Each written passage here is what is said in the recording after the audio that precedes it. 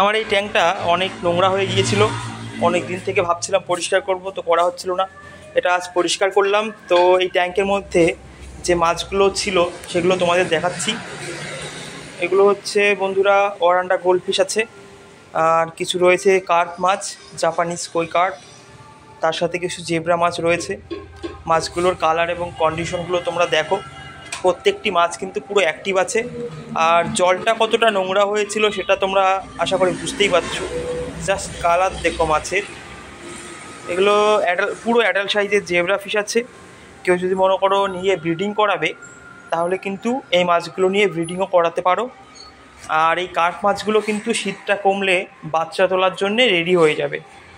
Carp মাছগুলোর colour দেখো, এগুলো কিন্তু সাধারণত ইন্ডিয়ান ব্রিডের মাছ।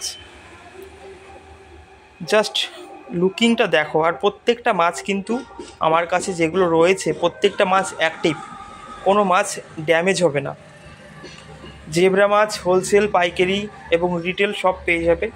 তোমাদের যদি মাছের প্রয়োজন হয় আমার সাথে হোয়াটসঅ্যাপ করতে পারো, হোয়াটসঅ্যাপের মাধ্যমে তোমাদের সব বলে দেওয়া হবে। ট্যাঙ্কটি পরিষ্কার করা হয়ে গেছে, আর পরিষ্কার করার পর তোমরা দেখতেই পাচ্ছ জলের কন্ডিশন। এবার মাছগুলো আমি ট্যাঙ্কের মধ্যে ছেড়ে দিচ্ছি।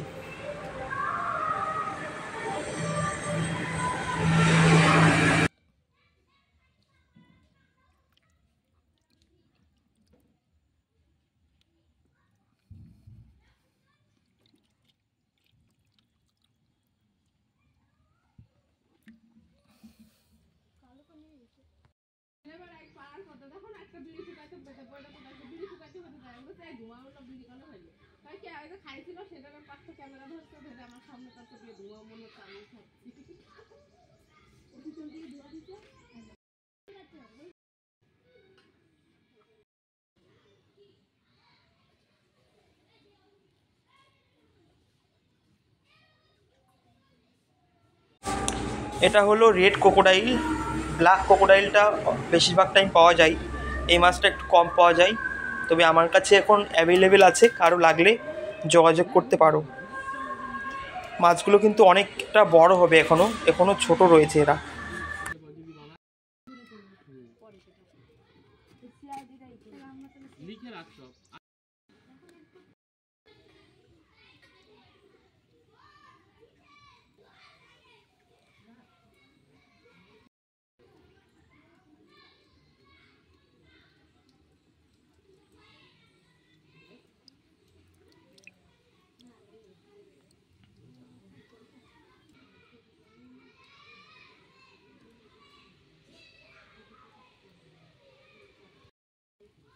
তবে বর্তমানে আমার কাছে বেশি মাছ নেই। খুব শীঘ্রই আমি মাছ তুলব, সব রকম মাছই আশা করি তুলব। মলি, গাপ্পি, জেব্রা এবং বড় সাইজের যে গোল্ড ফিশগুলো হয়, ওরান্ডা গোল্ড ফিশ, রেড ক্যাপ, সেগুলোও খুব তাড়াতাড়ি তুলব।